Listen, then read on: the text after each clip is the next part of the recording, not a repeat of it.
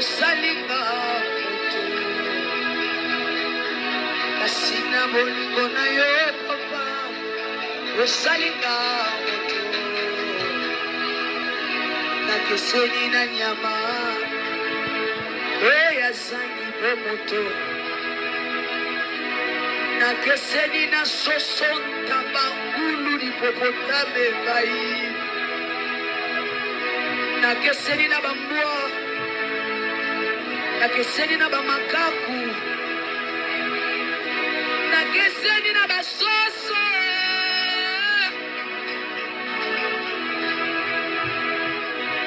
nakeseni na banzete nakeseni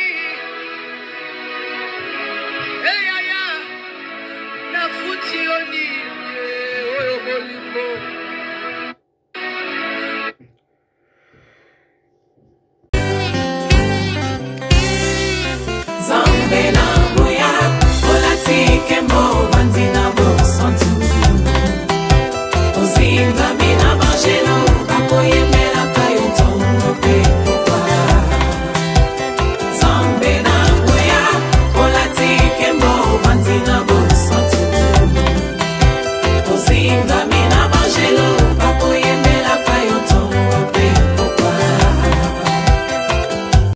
MDG TV, une chaîne Went pour la cause de Christ. Mafuta ya sika, mafuta ya sika, mafuta ya sika.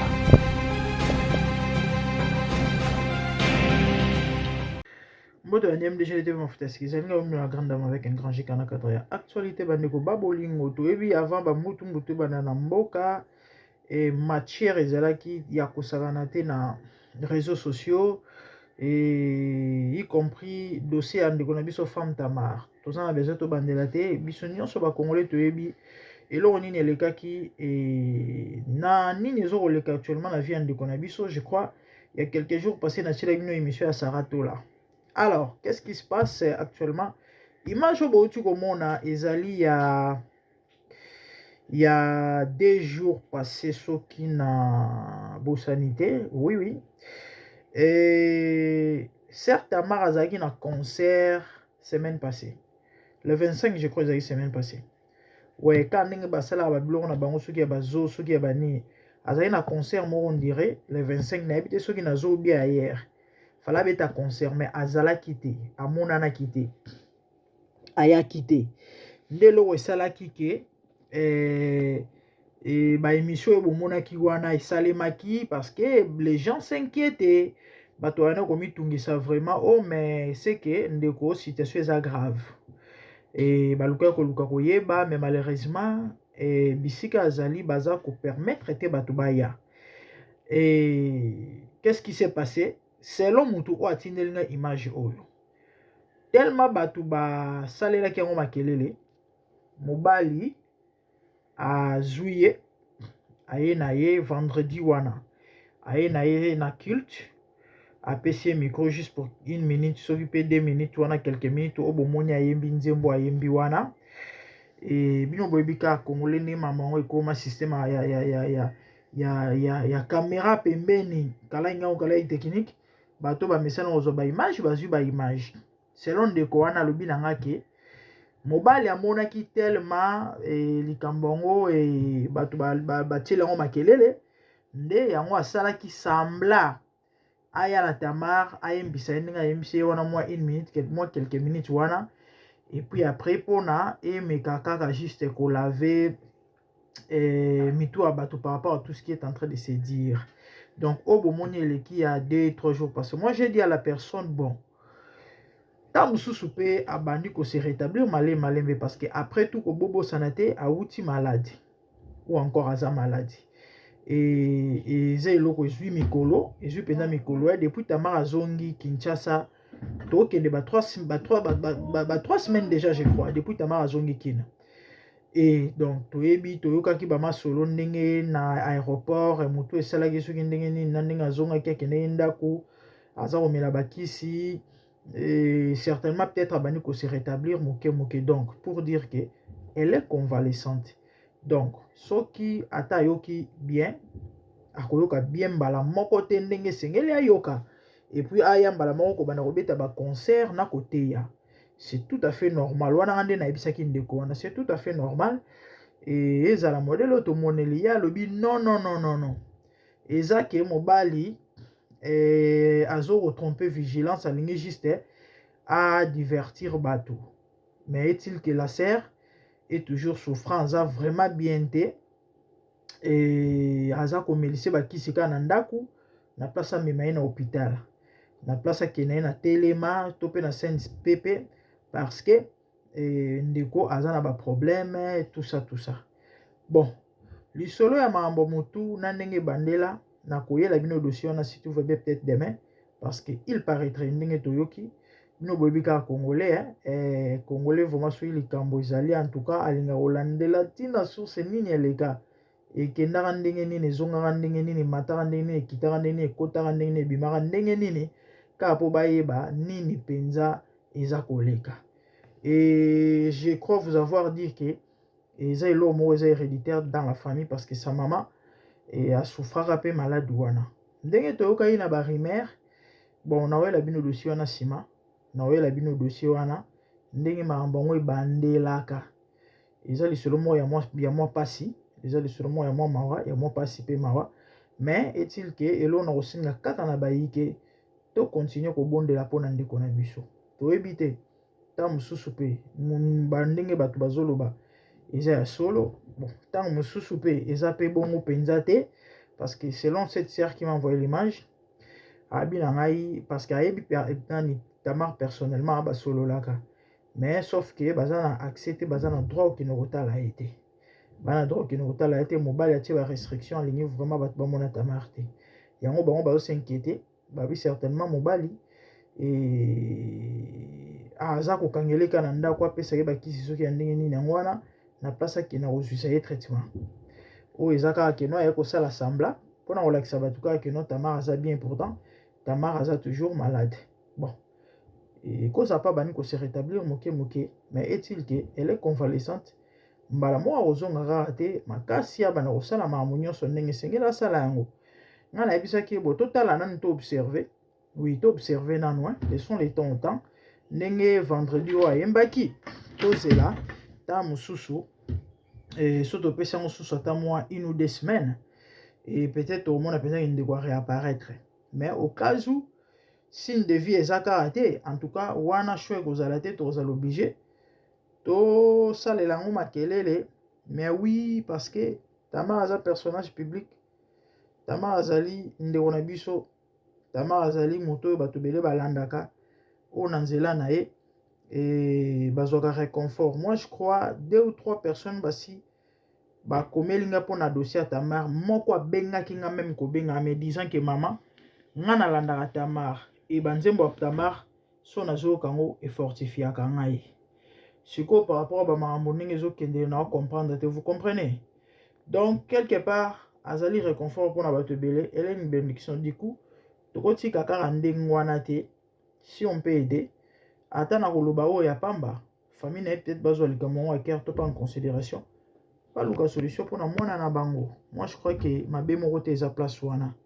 Ouais, mabe moko te eza place wana parce que déjà son mari aza déjà moto akopesa confiance te kaka ndenge moko mwasi alobaki que même son mari asalaki confiance te. Apparemment elle avait raison. Bapreuve yango ezomonana po je crois vous avoir dit que ntango ndeko abandi dépression na poto, l'homme savait situation nini etungisaka mwasi, akokaki jouer rôle et ya koluka kosala en sorte que likambo wana se grave te ndenge ekomaki.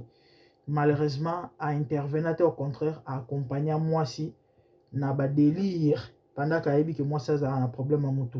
Déjà eza moko ya babiloko oyo elakisaki ke c'est pas un bon mari, et voire même Karine Mokonzi asalaki émission moko ayaki kofinga ye.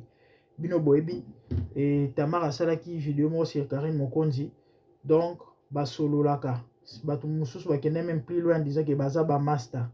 Boyebi vidéo Tamar asalaki mpona Karine Mokonzi. Imaginez Karine asiliki ayaki kosala émission po finga mobali ya Tamar en disant que aza mobali mabe. Donc makambo tozoloba bandeko eza makambo eza na nzela. problème ezaka ke bato mosusu toyebi so ba fonctionner ndenge nini bango ba émission ya boye balukaka nanu te ba réfléchir ba comprendre du coup bandi ofinga parce que pour eux ils croient que tozoya po toya koclashe to koloba mabe mpona moto pourtant tozolukaka tosaka bolamu na bandenge moko boye. Donc soki Karine akoma ntina niveau kofinga Jimmy oyo babengaka prophète Jérémie Kalama eza parce que effectivement c'est un mauvais mari asungi mwasi te ti lelo mwasi akoma na badépression ya makasi boye e bato bazoloba ke azomema ye mpe na hôpital te awameliseka bakisi na ndako yango ye bakisi yango ya ndenge nini akende kozwa wapi. Bon bref tobondela mpona ndeko na biso que le Seigneur lui assiste à s'en sortir na situation oyo. Na nga na rappele ka eloko moko sika te ndalobaki bato bato mingi bamakambo bele totya yango ka te mais ntango ekomaka na baeffet to barépercussion nde tokomaka koloba ki bomoni vous vous rappelez bomoni sika te ndalobi nazomona o na milinga ozo disparaître bato bazoluka yo bazomona o lisusu te nayebi te maloba na koyoka ngo na matoi na bino ezobima ndenge nini bazoluka yo bazomona yo te Tamar depuis azongi est ce que boyebi ke bato bazoluka ye mais baomona ye te oyo eza sorti ya liboso médiatique asala et ezalaki juste na église pour moi quelques minutes mobala apesaki ye micro juste asepelisa public to ayemba kaka ndenge ezalaka na cadre ya fair play parce que déjà mokili ebandi koloba. Donc depuis azonga ndeko akota ndako na baconcert fala beta abeti te babiloko na babiloko na bango bakenda kosala na botanique wana ezosalema te. Donc pour dire que situation eza inquiétant. Donc vraiment bandeko tobondela mpona ye nzambe asunga to observer tozela nanu na bamikolo misusu ezoya awa soki ça va donner ekopesa ndenge nini soki tomoni ndeko azongi tokomisi nzambe mais soki tomoni mpe ke azozonga kaka te en tout cas choix eza te tozala obligé to continuer kolobaka nde tozoloba jusqu'à ce que solution emonana et en même temps sinon prions pour notre sœur, que Dieu vous bénisse. Merci, au revoir, bye.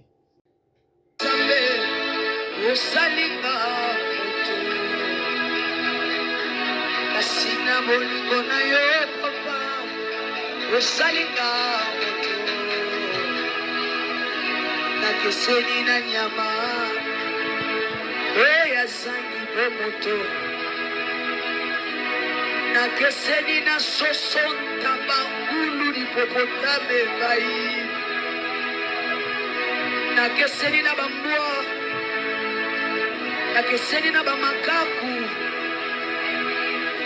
nakeseni na basoso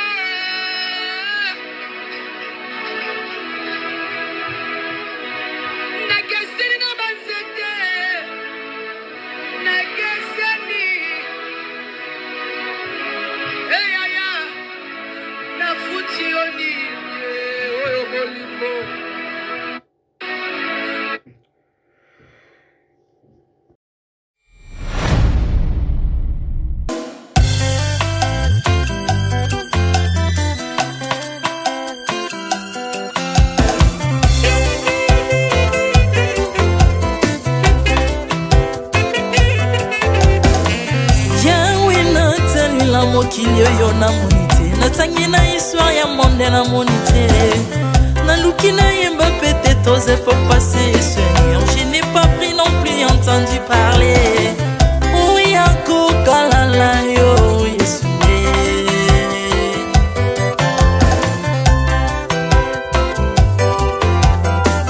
même na domaine ya sorcellerie nationale atana oyo ya international papa na yo kisangwa banzamba mokili oyo mokota kufa sekwa lokola yo Yesu nanya voyage lokola yo kanyangwa koka nino yanga nzambe unima somo ya ekurusu mponanga okufa sekwa po yo zali nzambe Yesu nzambe moneno kitana se olata nzoto po yo bikisanga okitana se pozwe sikananga ofuta nyongo na nzambe nanga Yesu ozali nzambe onkote ya okanga bongwani te. Yesu, Yesu. Ozali Nzambe mokote ya kokani na yo. Ozali Nzambe bongwani te. Yesu, Yesu.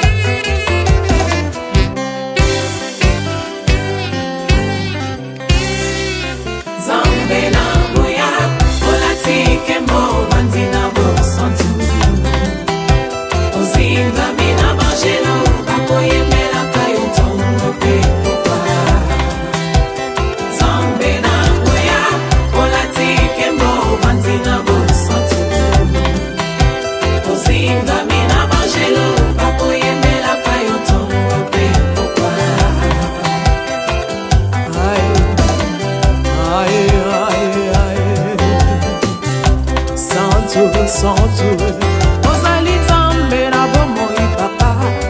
Ozali Nzambe na bomoi yawe. Ozali kondi oyo esimba bomoi nanga. Ozali Nzambe oyo abikisa maladi. Nakokende wapi Nzambe soki na yo te. Ikolo evangelo na yo yawe. Mabele enyatelo na yo. Ozali Nzambe, Ozali Nzambe. Mokote lokola yo Nzambe na ngoya olatike mo vandina bosantu. Ozinga bina bangelo bakoyemela kayo tongo pe popa. Ardemment tu m'as rendu intouchable. Ardemment tu m'as rendu invincible. Aliwana yo tu komine la santu. Lise kwana yo tu komine balongi.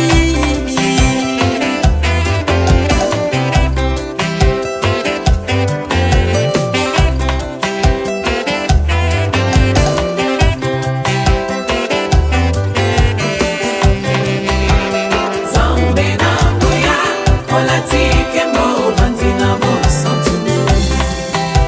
Ozinga bina bangelo bakoyemela kayo tongo pe popa.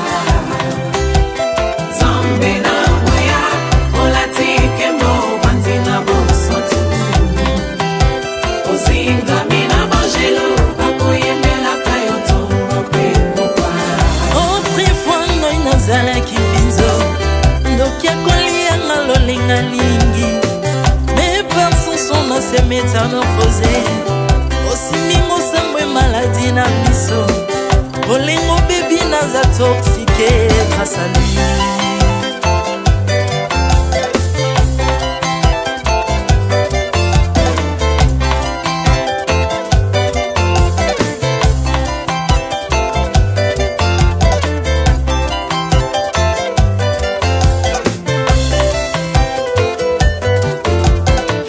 Bien-aimé, alléluia. Ezali na tata moko azalaki Nzambe.